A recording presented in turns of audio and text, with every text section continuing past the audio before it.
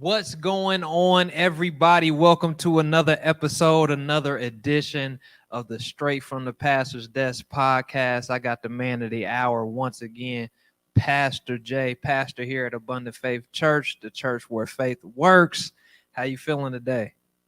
I'm doing all right, man. Doing all right. I'm a little sluggish today, but it's all good. Yeah, Pastor said we just talked about that. He said he was sync with the weather. With the Man, weather, it's a little gloomy outside right now. If you're in the Indianapolis area. yeah, I'll be ready to snuggle up somewhere, man. We good though. We Yeah, but good. nevertheless, man, we're gonna bring you the value today. But before we jump into the podcast, y'all already know that this podcast has been brought to you by Faith Works Apparel. If you watching it on YouTube, you should be able to see right now. If you're listening to it on Spotify, just know I got the delicate pink hoodie on right now, and Pastor J is rocking the what would you say it was the Yeah, athletic. this for this more the athletic wear, man. So Yes, it's sir. Yes, sir. performance style, the charcoal gray.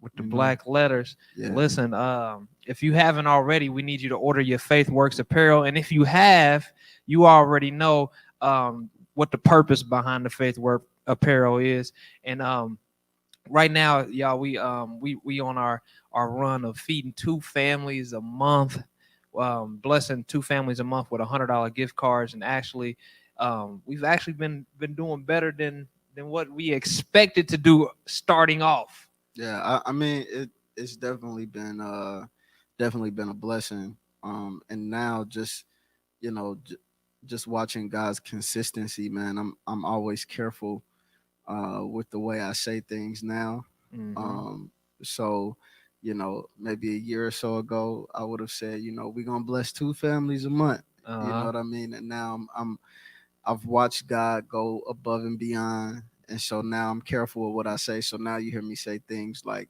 "We're gonna bless at least Yeah, two yeah, for families a sure. month," right? So yeah, we've been able to go above and beyond the two families, man, and I'm really excited as we go into the holiday season. Thanksgiving and Christmas are actually right around the corner. Absolutely. As crazy as this year has been, it's kind of flown by actually. So, Absolutely. I'm excited to see what God does around that season as well. Yeah, and honestly, y'all, go ahead and place your orders now because this is the perfect these the apparel is has the perfect quote for the year to me. Like this whole year is just faith has worked. And once you listen, if you get this for Christmas, right, and you got 6 days left in the year, faith has worked for you, For and sure. you have made it another year throughout this crazy year that has been 2020. A great year, but a year that brought a lot. Let's just say For that. sure. For sure. It's brought a lot. So for those of you who don't know, if you're this is your first time listening to this podcast, this is a spiritual development podcast, and we have a segment that we open up conversation with called Faith Talks, right? And I got one written down, and I'm gonna segue, and I'm gonna put them together, right? But you just said something when you were talking about the faith works that really I wanted to bring that to the forefront, right? You said that you've seen God consistently do more than what you may have set out or said to do, right? So now you're careful to just say, are we gonna just do two or we just gonna do one, right? I think that's super important because sometimes we put limits on God, Hmm. right? And then and God is a good God, so God will grant us with that, and then just be like, to me, it's like, was there more left on the table? Did I short myself because I might have got to that not too easy, but I feel like I got more left in the tank, and I might have put that limit on God. Um, what really changed your way of thinking on that? I think when you get to a place um where you really get to actually literally see the word of God carried out. Mm-hmm. So anybody that is a member of Abundant Faith, or at least a consistent follower, supportive of Abundant Faith, um, you've heard me say, when the Bible says, now unto him who's able to do exceedingly and abundantly above all you can ask or think. To me, what that says is if he's gonna go, if he can do above what you'll ask or think, that means you should be thinking bigger and asking bigger. Absolutely. And so, and I'm sure we'll get into it here in just a second, but we talked about, at our last worship encounter, we talked about the fact that, you know, even if God tells you no, it's just for the sake of having something better for you, For sure. So I'm kind of the go big or go home mentality, Absolutely. as it pertains to God, just because I've seen him. I mean, he's not falling short yet. You know what I'm saying? Not So at all. as Not you at all. see over and over again, him just consistently like do more. Like everything we've ever done, we've done more than what we expected. Yeah. Whether it was setting out to feed a particular amount of homeless people, whether it was to meet a certain amount of people right here in our neighborhood, whether it was you know feeding families for Thanksgiving, Yeah. everything. And it even seems in some of the instances it seems almost accidental. You know what I'm Yeah, for saying? sure. Like, Especially that Thanksgiving one. yeah, like it wasn't our plan, That but it one was was just a crazy. way that God just handled it, man, and just like really went so far beyond what we could have expected. And so Yeah. after you see that so many times, man, like at least it should. I wouldn't say it has to, but at least it should change your mentality and your perspective on how you deal with God. Absolutely. And when you said that, it just made me think like you got to be careful what comes out of your mouth, even in a good way, Hmm. right? Like, because I mean, we understand the negative things that we say. By now, we should understand that the negative things will take root in our lives, right? But also the positive things, into the point where we may short, like I said, we may short ourselves by just saying, by giving something that we know that we can do. I Yeah. just put it like that. Like something like what I often think of when you say go big or go home. What I often think of is like the first thing that comes to my mind when I'm setting a goal or when I'm going out to do something. That's probably what I know I can already do. It may be a little stretch. You might have to reach out a little bit, but it's probably something that I can fathom. You know what I Hmm. mean? And I think by using those words that you said, like at least Hmm. that way, it leaves room for God to exceed, if that's what's in His will for us. So I think that's super important. So I, we're about to go into the fourth quarter of the year, right? And like I said, that was kind of the segue to this, right? We're about to go into this fourth quarter now. Like we said, this year has been a lot, Hmm. right? I don't want to say bad, good, none of those things, but it's been a lot, It's been right? a lot for sure. Many of us have fallen into that mindset. Well, let's just throw away 2020, right? Let's just throw away 2020 and let's slide into 2021. And to me, that's foolishness, right? To me, right? I don't know if I'm wrong in that, but to me, that's foolishness because why would we throw away a whole year? And why would we throw away a whole year?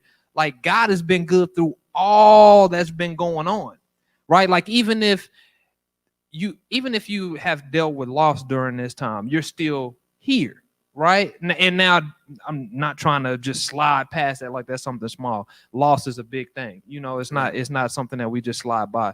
But God has kept you. So I guess what I'm trying to say is, with everything that you could say that has been bad, God has done something good. So I don't want us to kind of like smack God in the face with just throw 2020 away, because that's a huge thing like on social media right Yeah. now, and it's just out there. Yeah. I mean, I think that just kind of plays into. Okay. Let me backtrack a little bit. So understanding that when you're dealing with scripture, there are there are no words wasted in scripture, Right. which means like if if the Bible tells you not to do something, Hmm. it probably means you have the propensity to do it, Right. Yeah. right? For sure. For sure. And so I think that just the idea of throw it all away, let's whatever. I think that just plays into um our desire, like nobody really wants to go through anything bad. Right. Nobody really wants to struggle. Which again, we talked about at the last worship services that Paul finds a way to be grateful for his struggles, Yeah. because that's not something that anybody just desires. You know Right. what I Right. mean? The crazy part about it is it's in our nature to not want to struggle, but also our nature is what caused us struggle. Mm. Because I mean, Yeah. at the point of creation, we were designed to just live in paradise. We were Right. designed to live in the Garden of Eden forever, and everything was just going to be peaches and cream. You know what Pretty I'm much a saying? easy Yeah, I mean, and our nature got us into into trouble, trouble. Yeah. and now we don't want. You know what I mean? So it's Yeah. like, people say things like that, and I think people say things, out of. I think a couple of things. I think some people just say it out of hurt and frustration, Hmm. and I think others say it because, they didn't adapt, they didn't Yeah. adjust. You know what Or I it's mean? trendy too. Or yeah, I mean, of Yeah. course, there's that. That's always gonna be, that some people. Check this out. What's crazy is what I realized is that the content that's shared the most on social media Hmm. is the content that's shared the most. Hmm. So like if something already has a certain amount of shares and views, people will share it Yeah. because it's Share it more popular. just But because. like Yeah.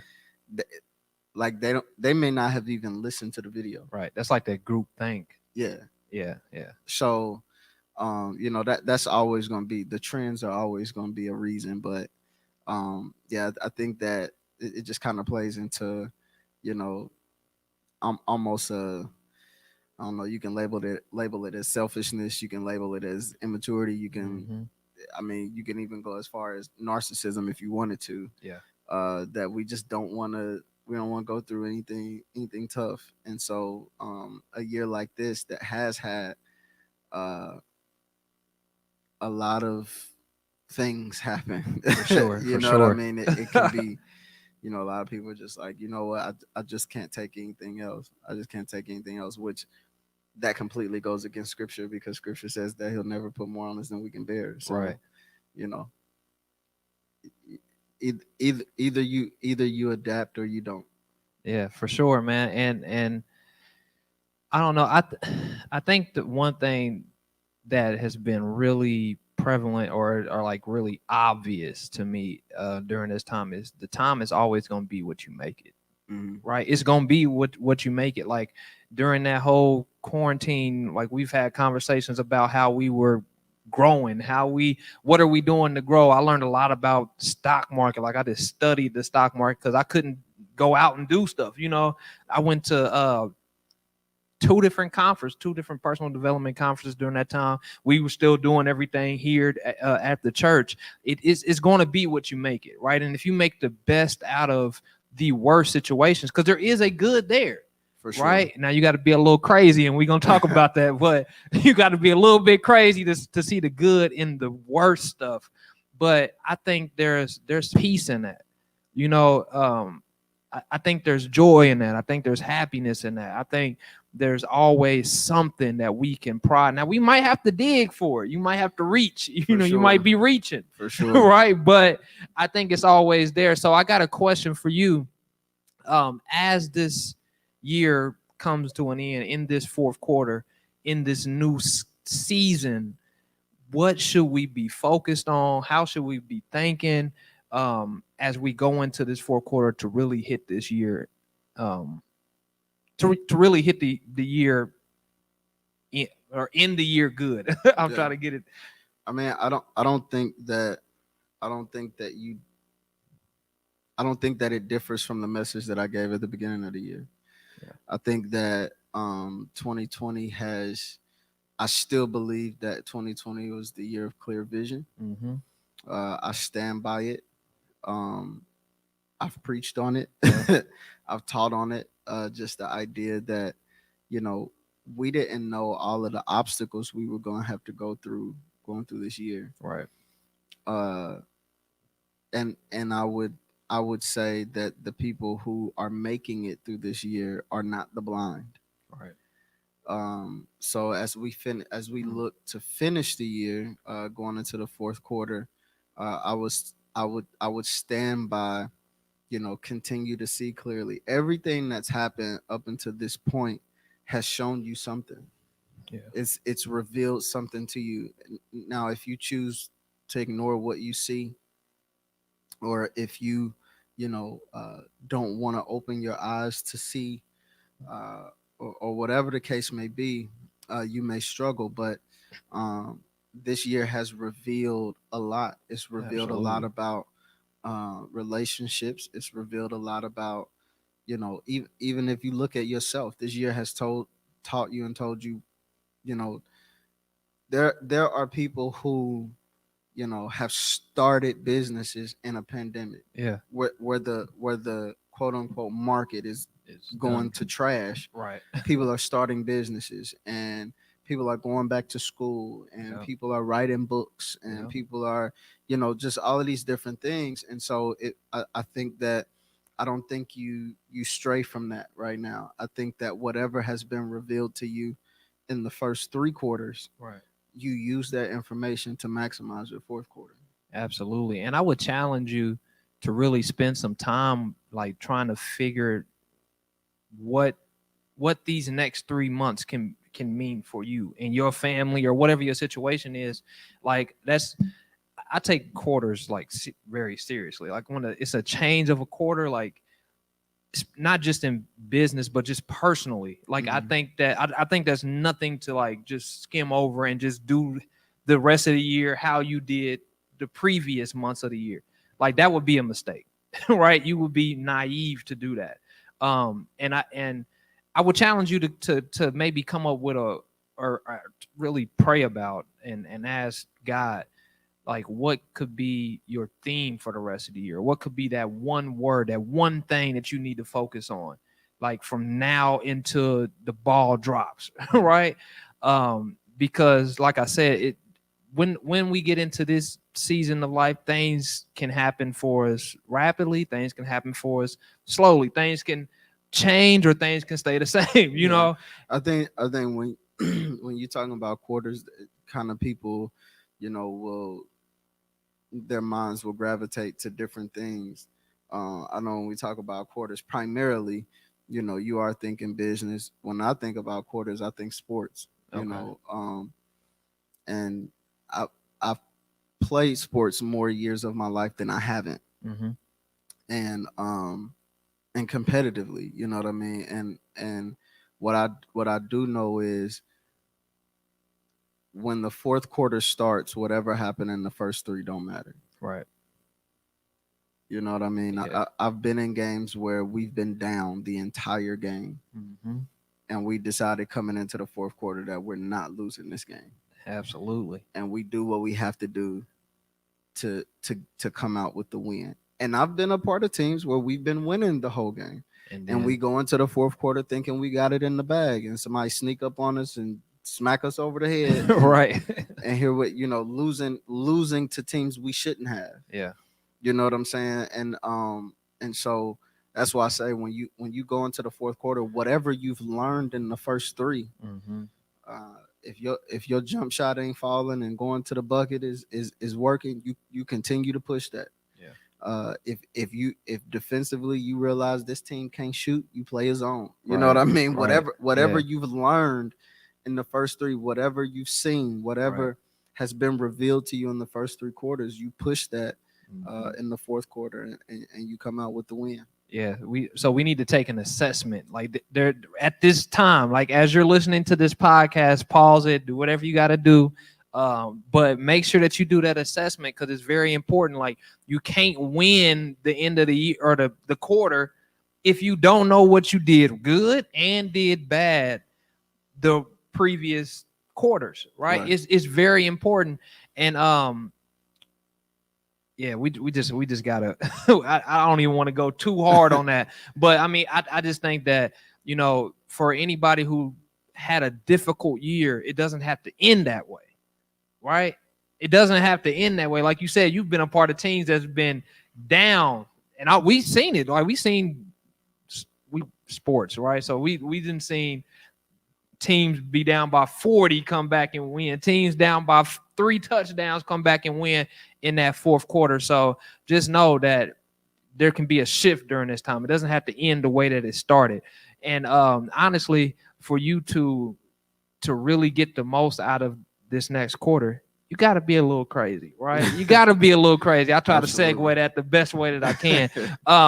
So for those of you who don't know, or for those of you who've been under a rock and you ain't been on the Abundant Faith page or the YouTube page to listen to the sermon, right? Yesterday, Pastor preached an amazing message called "You Must Be Crazy." And did you say that was the end of the discipleship, or what? It's for Sunday, yeah. For the Sunday officially series. Wrap it up at Bible study. Okay, yeah. So listen, you got to go back and listen to the message, y'all. Seriously, go back and listen to the message. Can you throw the banner up for me? The "You Must Be Crazy" banner. Yeah, sure.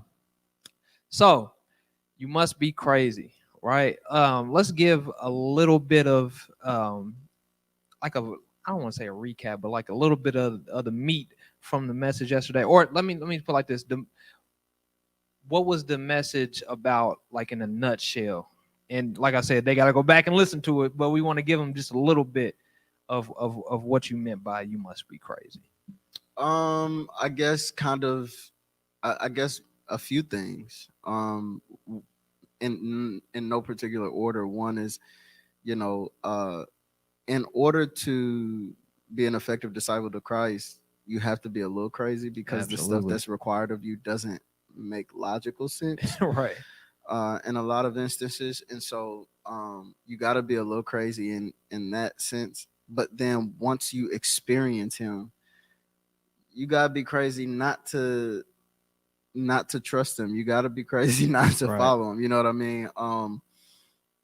So there's, I guess, I don't know if that would qualify as double entendre or what, but definitely multiple meanings. But I just feel like, I feel like there's certain things that you do in life. I feel like every great at anything was a little crazy. Oh, absolutely. The recently the documentary on Michael Jordan, The Last Dance, and you kind of got some testimonies about how crazy he was. Right.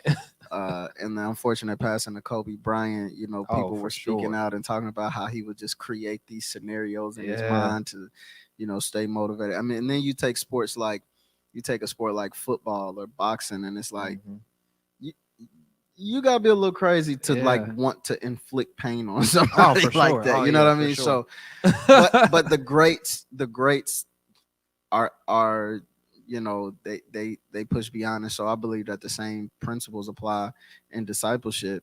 You got to be a little crazy, because it's crazy to jump out of a boat to walk on water. It's crazy to expect to feed over 5,000 with 2 fish and 5 pieces of bread. Like that's crazy stuff. It's crazy to leave your business and go and follow a man who doesn't even have a place to live. It's crazy. So I believe that in order to really be an effective disciple, you got to have a little crazy in you.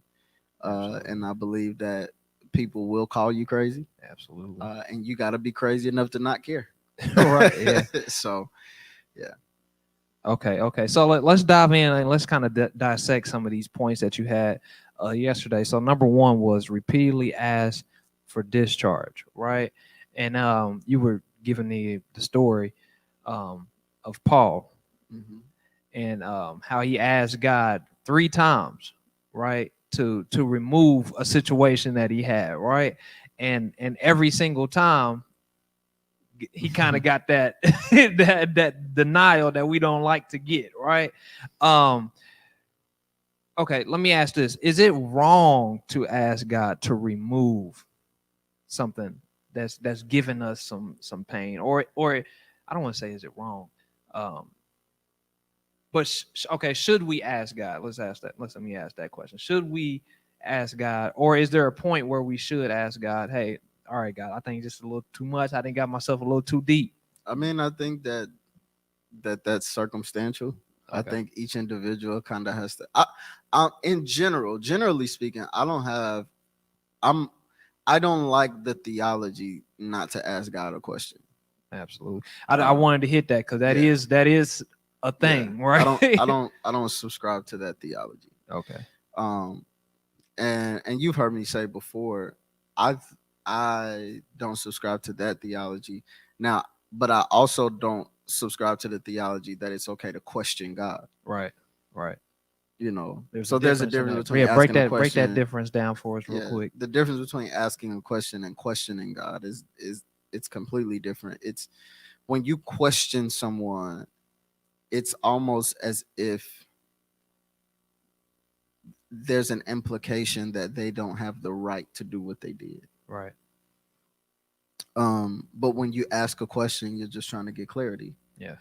And so I think what we saw in this example from Paul is that Paul asked a question. He asked God to do something essentially he asked for healing. Right. That's essentially what he did. He asked for healing, which was perfectly fine. And ultimately the answer was no, but then God explained to him why the answer was no. And that set Paul on a completely different spiritual journey where, he began to appreciate the things that he was asking to come out of. You know what I mean? Right. But you don't get that understanding if you don't ask the question. Absolutely.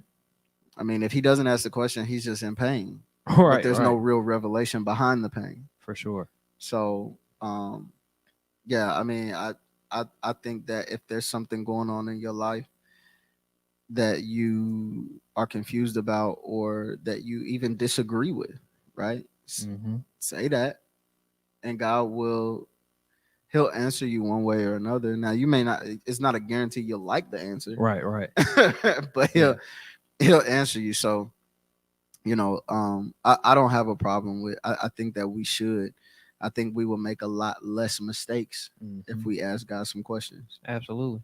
And I think that's a part of a relationship, right? We talk about relationship with God all the time.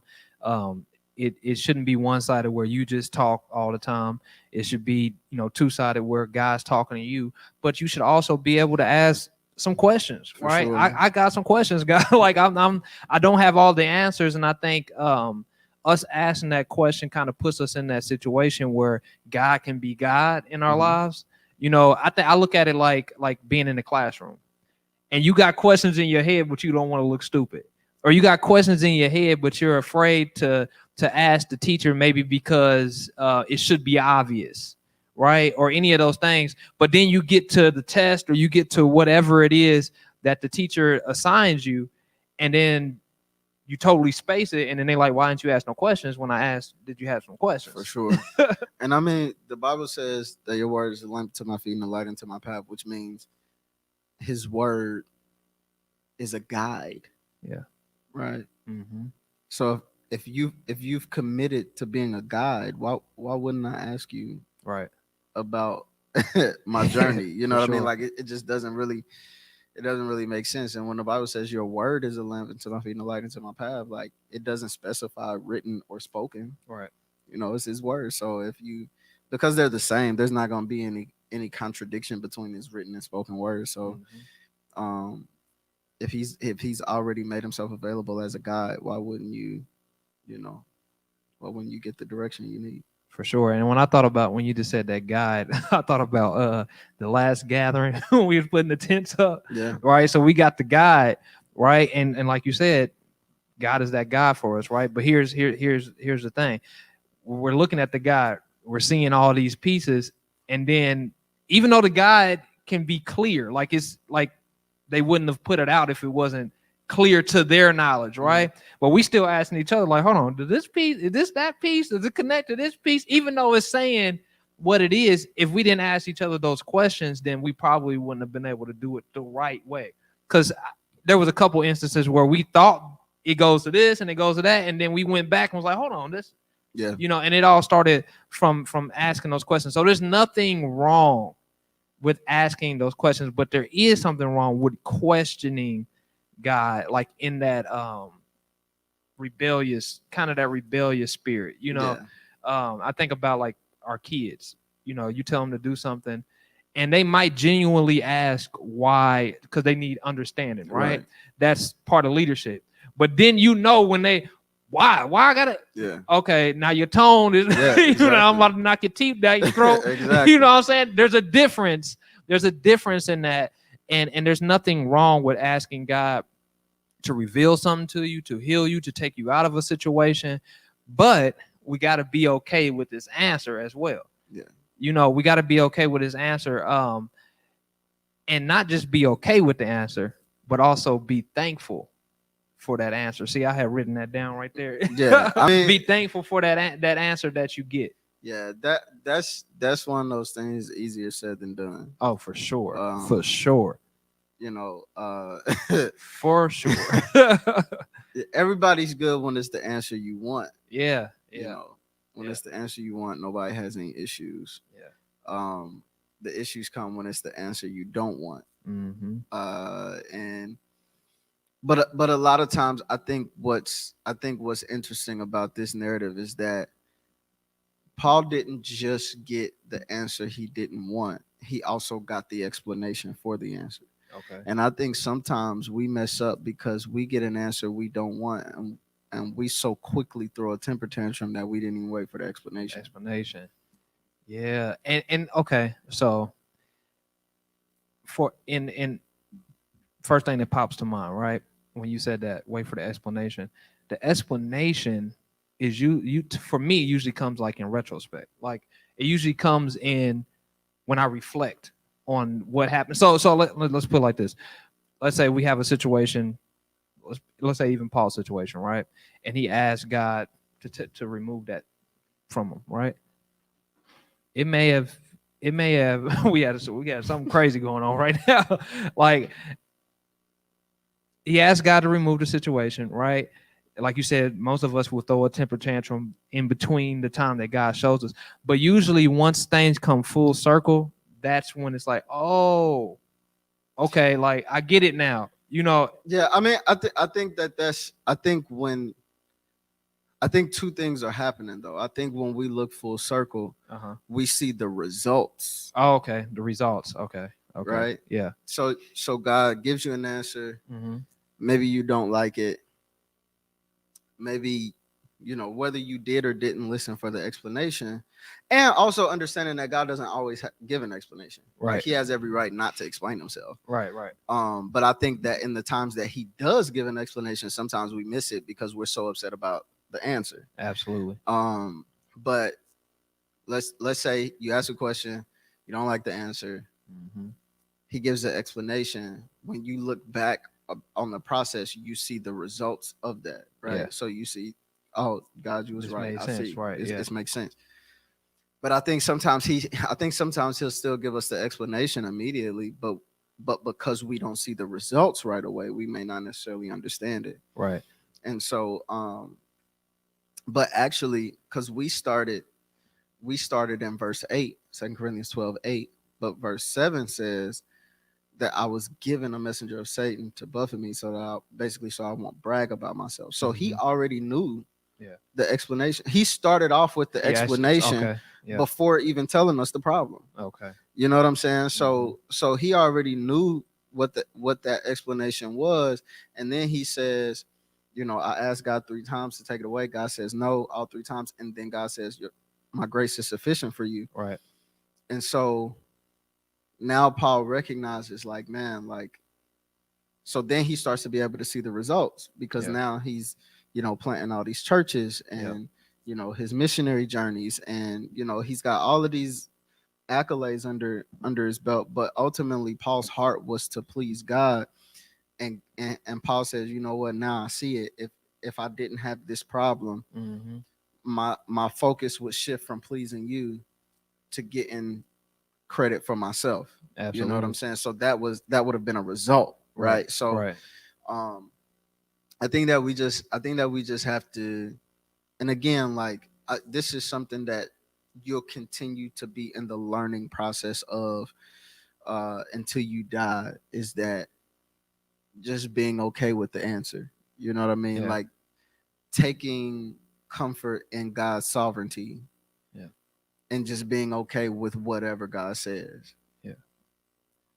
Yeah, and when you said that, something popped in my mind about, like, I think a lot of times with that explanation piece, right, we're asking God to explain something that he may have already explained in the word.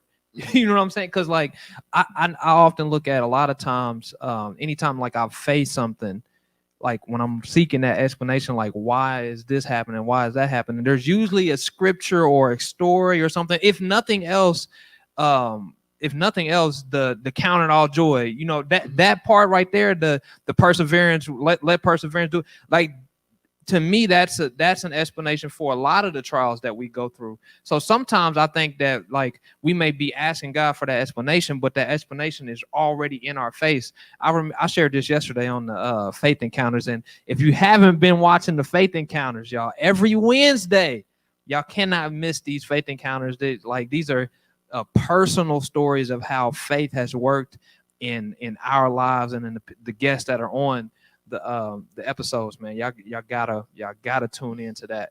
But I shared this yesterday when I've had this dream of starting a business for a while, right? And I've actually tried several different business, from fitness business. Shout out to Uncle Vaughn. Shout out to Uncle Vaughn. That's an inside joke. Shout out Uncle Vaughn. But the fitness business, right, to the speaking and all this other stuff. But I remember when I started in the military, I already knew that like after those 6 years, I'm done.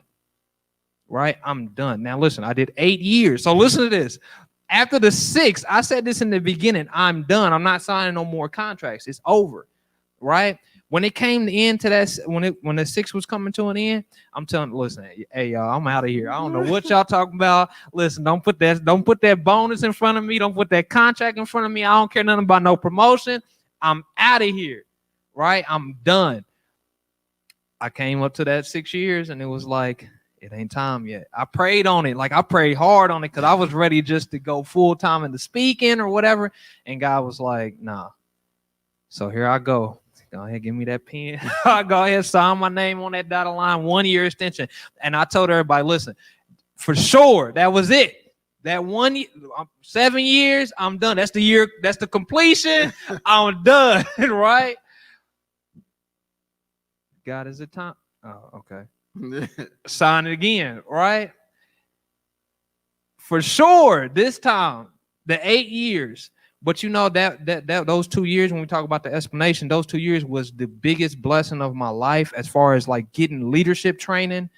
Like I'm talking about, like I learned more in that like those 2 years was greater than my 4 years, 6 years before. Those last 2 years were the greatest 2 years from a learning perspective and a growth perspective that I could have ever gone through, right? So what you're saying is you did 8 years, and the last 2 years, which are equivalent to the last quarter, of your military career, were the most important. For sure. I mean, like the most important. Like I can't even explain. Like I literally cannot explain how vital. Like if I did not get those two, I don't know. I would have lost in business by now. Like all different like those 2 years were the most vital years. The 2 years that weren't supposed to happen. You know what I'm saying? Like but you couldn't get out early because that was your last quarter. Exactly. And I guess we have to, not I guess, but we have to be okay with that. Right? We got to accept the denial, right? That's number 2. That's if you ain't watched the sermon, like I said, you got to go back because we move past these points pretty quick on these breakdowns, right? But we got to accept the denial. Like it wasn't embarrassing for me because like I was for sure like I'm done. I'm done. I did my 6 years, and I thought it was the honorable thing to do because in the military, like people's lives are on the line. And if your heart ain't there, if you ain't your head space ain't there, you thinking about all this stuff while you training and all that stuff, you can get somebody hurt. You know what I'm saying? Like, especially if you about to deploy or any of that type of stuff. But that denial got denied. It was not time. Right? The second year, denial. It was not time. And both those times I accepted it. I chucked it up and I said, okay, whatever the will of God is in my life right now, even though I don't want to be a soldier, I'm done shaving. Like I'm tired of shaving every day. Like, y'all don't understand, shaving every day. Like, I was so tired, but at the same time, I feel like you gotta be willing to go through those periods to appreciate when you do get on the other side of that. For sure. You know what I'm saying? So, sure. Accepting denial. Can you give us a time where you had to accept denial in your life and how it worked out, like in retrospect, like looking back at it now? Now I done been denied. Listen, man. Listen. I mean, even from a professional sense, man, like, I've been denied jobs. Yeah. That I was overqualified for. Yeah. Should have been a shoe in. Like, I'm in there. Denied because I didn't have a piece of paper. I didn't have a degree. Oh, yeah. You know what I mean? Yeah. Had more experience, had more, whatever. I've been denied. I've been denied. I mean, we can go as deep as that. We can go as surface level as, I've been denied car loans, been denied, you know what I mean? Like, been denied, like, ministry. I've faithfully served in ministries that continue to deny, my gifts and, my heart. And I mean, but the same thing applied in those instances that applies in the message. And that was, that denial was just to show that there was something better. If I would have gotten accepted into certain things, or into certain spaces, or with certain people, I would probably still be sitting there with them. Absolutely. And a lot of those places and people have not progressed. Yeah. And just to think that if you would have stayed, or if that wasn't denied, you might be in the same situation, like somewhere stuck. Yeah, somewhere stuck. Absolutely, man. That's so huge. But I think the thing that kind of throws us off course when it comes to denial is the emotions that come with denial. It's like the same emotions that come with rejection, right? It's like the same emotions, like you feel worthless, you feel less than. Yeah, but I think that even when we talk about the scripture that says God won't put more on us than we can bear, I think sometimes we pigeonhole that. And we start talking about all of our problems and stuff like that. Yeah. But realistically, like, God knows what makes us tick. Yeah. He designed you, right? So Yeah. he knows what makes you tick. So sometimes that denial was the motivation that you needed. You know what I mean? Like, it kind of put the battery in your back to say, I'm not settling. Right. You know what I mean? Like, I'm glad you didn't hire me, because now you're gonna have to pay me as a consultant. Yeah. Listen. Look, I'm about to get high. But no, what you just said was, I mean, yeah, that right there. I'm trying not to go crazy right now, right? But like the denial and just thinking about, what was the last time you just said about that they would have to hire you as a consultant or whatever. Is, man, I just think that if we like because I've been denied spaces that I would have done for free. Yeah. So I would have come to serve you free. Yeah. And you denied me, so now you have to pay me as a consultant. Okay. This is what it was. This is what it was. When you said God knows what makes us tick, because he created us, right? He created us. And I think sometimes if we look at the situation that we're in, right, if we know ourselves good enough, then we'll understand how God is using that situation to get the best out of us, right? So I look at, like, one of the things that I would say that helps me, like, go harder is when I'm up against something, or like it just seems like I got to keep going. Because if I slow down, then it's an automatic loss. Like those type of situations. And I'm like, God, why do I keep? Sometimes you think, like, why do I get in these situations where it's like I have to keep going forward, or if I don't, then that. But like you said, God knows what makes you tick, right? God knows, and he won't put too much on you to bear, that you can't bear. So God knows exactly what not to put on you, for sure, right? Because there's some things that there's some things that are crushing. Yeah, that's what I was gonna say. Yeah, There's some things that are that just are crushing. you just can't handle. But like you said, like God knows he knows exactly what position to put you in. You know what I mean? Mhm. There was some things that I got denied from simply because I thought that that's what I wanted, and then I'm like looking back on it, I'm like, man, I wouldn't. That ain't what it. Yeah, I wouldn't. I would. That's not really what I wanted to do. absolutely. You know what I mean? Like, absolutely. So the denial, again, anytime God denies you one thing, it's because He has something better for you. Absolutely. You know what I mean? And better isn't easier. Always, it's not necessarily easier, Right. and it's not always what we initially want. You know what I mean? Like, better doesn't necessarily mean, like, if you get denied a job, it's not, the better might not be a job that pays you more. Right. The better might be a job that's more peaceful. Yeah. Or the job that develops you more. Or the job puts that more into you. I mean, like, there can be intangibles involved. And so,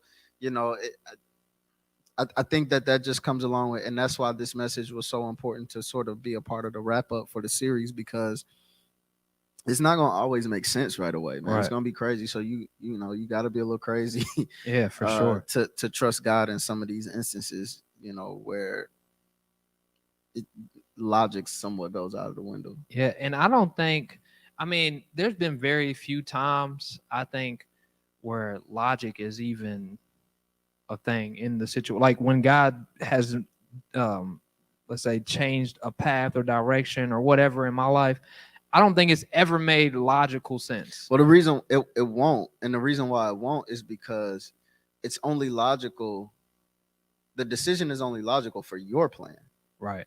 Right. So if you don't know God's plan and He is giving you direction, of course it's not going to be logical. Yeah. Because it's going against your plan. Your plan. Yeah. Yeah. For sure. Man, listen, I had just wrote this down, but you just brought me back to it again. That desire versus destiny that you said last podcast. Listen, if y'all missed last podcast, I mean, there was some gems in there, like some gems that can literally, I think, like change the way that you're thinking or approaching life. And Pastor said that God's plan for us is destiny. Our plan for ourselves is desire, right? And I think what you just said, like, it won't make logical sense because we're operating off of desire most of the time, right? I desire this, I desire that, I want this thing, I want that. When God is operating off of destiny, because He knows what He put into you to produce, right, into this world. So I think whenever we're coming to a place where we've been denied or God has had us change paths, we got to remember that it's destiny. For sure. Not desire, right? Because our desires can get us into some holes. Like you said, there's some spaces that we could have been where we would have been there and never progressed, right? Yeah. Like, I mean, we can think of millions of situations where if we would have stayed there, we like it's almost like that moment. Yeah. You know what I mean? Like, yeah. Woo, God, listen, I thank you because, like, for sure, if I would have did this or if I would have overstayed, because I remember so the weird thing about, remember I was just saying about the 6 years and then I signed the 2 extra contracts. It seemed like, okay, so like at the 6-year point, that would have made logical sense. I was getting paid to speak. I had the book. I was getting speaking engagements. All this stuff was happening. That would have made logical sense, right? The next year, it would have made logical sense. That 8th year did not make sense at all. I didn't have no business already. I literally started the business that we're in now a month before I got out. It made 0 sense. Yeah, it didn't make sense to your plan. So a lot of times when we're petitioning God and we, are asking questions, we're like, God, this don't even make sense. And He's like, yes, it does. Right. Because He's functioning on His plan. Right. So we're like, this don't make sense. He's like, yes, it does. It makes perfect sense. Right. Yeah. And I think like that's why we got to be in tune, because the time in which God will like push us to move is logically for us and our desire is never going to be the right time. And oftentimes we're trying to wait for that right time. We're always trying to wait for that perfect moment, that perfect time, place in time where it's like, okay, now I can do this because now I'm qualified. No, Now I I'm mean, this. listen, man. If we would have waited for the right time, we wouldn't even be sitting here right now. Mm-hmm. Um, God gave me the go ahead and the instruction to start Abundant Faith in November of 2018. Yeah. We had our first service in March of 2019. That's not logical. Yeah. That goes against all church planning strategies. That goes against, you know what I mean? Like it just goes against everything. And if we would have waited until what I would have deemed to be the right time, we would not have made it through the pandemic. Right. Yeah. Yeah. I was actually just gonna bring that up. Like, Yeah. because there was no gap. We went straight from everything's normal, everything's shut down, and we still continue. Like, and I'm gonna be honest with you, like, I didn't know what we was gonna do. Like, I didn't know what the plan was. Like I think I even had like text you like, hey bro, like what like what we gonna do? But when you said, hey, we gonna keep going, we gonna figure this thing out. But for now, let's just me, you, Zoe on the piano, let's just do that and we'll figure the rest out. We just roll with it. There was no, all right, but I don't know if it's the right time, man. We might need 4 or 5 weeks or we might need 21 days because they said, you might have it. I might be carrying, you might be. Listen, we coming in here, we're going to keep a safe distance, but we going to keep doing God's work. There is no perfect time. There is no, you heard from God, and we just kept going with the marching orders. Yeah, we would not have. Now, of course, obviously we talking about what God can do. So, I mean, he absolutely could have sustained us. But if we just talking about, planning and logic and stuff like that, like we would not have had enough foundation to push through the pandemic, and partially because nobody knew what to expect. Initially they were like, okay, we're gonna shut everything down for 2 weeks and then we'll be good. You know what I mean? Yeah. And it was like, and that mug went on like what, 4 months, 5 months? No, it started in March, so we 6 months really, in right yeah, now. it's still really going on because it's still going. they still haven't lifted everything. That's right. I mean, there's some the businesses amount of that's still cases closed. are still going up. Yeah. You know what I'm saying? Like, wow. like that's why I keep saying, like, we've gotten comfortable in it, but the pandemic is still here. It's still there. know? Yeah. Wow. So we're over 6 months in. If you remember, we had our anniversary service. Yeah. And the very next week we were in here by ourselves. That's crazy. Cause I remember you saying that like a couple months ago, and I was like, dang, it did happen that quick. Like it was a room filled of people. Yeah. And then it wasn't. Like, yep. And we honestly, okay, let's kind of dissect this a little bit because we didn't know, and it's way more pressure on you than us, but like we didn't even know how that would transition would work. Mm-hmm. Like as far as like, because what we're doing now, like on the lives and stuff, we weren't necessarily doing that when church was open. Like don't get it twisted. Abundant Faith been Abundant Faith, right? But like now it's like it's grown so much, and I don't know if you saw that from the beginning or like any of those things. Was there some apprehension? Was there some fear? Did you feel like, man, this could be it? Like no, actually, I never had that fear. What, that it could be it? Yeah, never. Okay, I never had that fear. Okay. My concern was my prayer was that God would make it to where you all trusted what I was saying. Okay. That was my biggest thing, because if you remember, I was like, this is going to be huge for us. Yeah. Once we realized that, like, this is going past 2 weeks. Right. Like, you know what I mean? And I really started just like sitting down and like analyzing the situation and praying a whole lot. I was never concerned about the church, but to your point, for me to say, hey, I still need you to come in here. And you like, you could have been like, man, I'm not putting my family right. You know what I'm saying? Right. So my concern was that I could get people to buy in. And that's why when everything first happened, we legitimately went to the bare minimum. I think it was 3 of us in here. It was 3 of us. Yeah. We legitimately went to the absolute bare minimum. 4, because Zach was here too. But yeah. because I needed for people to be able to to somewhat see that I knew what I was talking about. Like I'm Uh-huh. not just functioning off of what I want to do. Yeah. You know what I mean? Like I'm praying and hearing from God about these things. And so we took a few months of just down to the bare minimums, but Mm-hmm. we still gonna do this. Right. We Right. still gonna do this, but we're Yeah. gonna do the bare minimum. And then we just kind of added pieces. And what's funny is, what's funny is one of the reasons why I was saying this was gonna be huge for us is because, and I kept preaching this to, our members and especially the leadership team. I'm like, listen, everything is even right now. It doesn't Mm-hmm. matter if a church holds 30,000 or 30. Right. Right. Everybody has to do the same thing. For sure. For sure. And so this is going to be huge because people who would normally not come to visit can scroll and visit. Right. Right. So Yeah. so there was that. And then I just started kind of laughing because as we talk about God confirming something and like you seeing the Mhm. results kind of on the back end, Yep. the things that God was telling me to do, and that He was even giving me the instinct to do. Because I think sometimes we over spiritualize. Sometimes God puts something inside of you that you have. Actually, Bishop Jakes wrote a book called Instinct that just says Mm-hmm. Yep. sometimes God will has things innate in you that you can just maneuver through certain spaces. But anyway, the things that I was sort of doing from a leadership perspective instinctively, a lot of the bigger, more popular pastors are, they doing workshops and telling other pastors to do what we were already instinctively doing. Yep. Don't bring everybody back at once. Start with a Yep. small group and then just add on to it. All of these things that we were just doing instinctively. Yeah. You know what I mean? Because there was no blueprint for it. We've At not all. been in a At all. pandemic before, so No.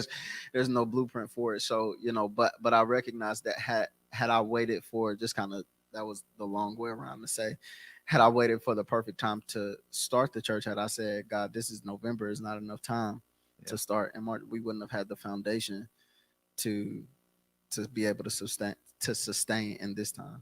Absolutely. Listen, you must be crazy, right? You got to be crazy. Listen, Yeah. get you come to a church where your pastor is crazy, right? You got to come to a Absolutely. church where your pastor is crazy. But honestly, I think it's very important that we hit this, that like that time somebody did, right? Somebody did. I just want to put that. I know that's a fact, right? Somebody will look at that time and say, "Oh, this is a sign that I just need not to should just shut it down. Like, Oh, don't even, like, absolutely. this is it. Like, don't even do it." Right? Absolutely. And what some people may have took as denial, right? We took it, or you took it as, no, like, this is an opportunity, right? And remember, because this full circle back to what we said, things can be bad, but you can always pull a good thing out of it, right? And you look at it, oh, this could be an opportunity. The playing field is even.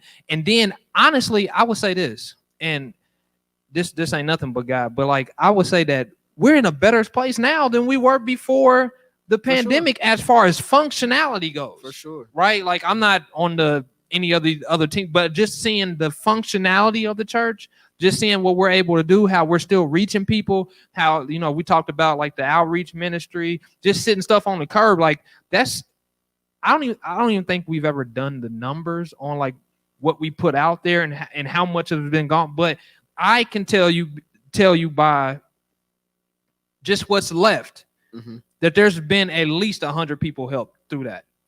At least. I think that I know for a fact our church has. I have to be really careful with what I say. Our church has made moves in a pandemic. So we gotta realize we had just celebrated 1 year when the pandemic started. Yeah. So right now, today, as we're recording, Literally we're less 1 than year. 2 years old, right? Mm-hmm. And we've made moves in, let's just say, 18 months. Yep. In a pandemic. Yeah. That a lot of churches don't make until year 8, 9, 10. Yeah. Listen, I don't need to get my that's, applause out. Yeah, I mean that's nothing but the grace of God. Absolutely, man. Like that's absolutely. not anything I can take credit for. That's not anything anybody that's a part of Abundant Faith can take credit for. Like that is absolutely by the grace of God. And the reason why I know it is because I wouldn't even have made certain decisions if it wasn't You know what I mean? For the grace of God. So, for sure. and that's why this particular message was really, personal to me, because it Right. was like, there were a lot of scenarios that I had created that were perfect in my mind. Mm-hmm. Like we can do this way, this way, flawless, right? And God completely destroys that plan and has me do something that makes absolutely no sense. And we see the result is all things work together for the good of those who love God and are called according to his purpose, not our own. Absolutely. And honestly, that's like the perfect segue into the last point that you hit home during yesterday's sermon, which is acknowledge God's glory, right? Like God's glory has been all over this thing since. Did we start the podcast in the pen?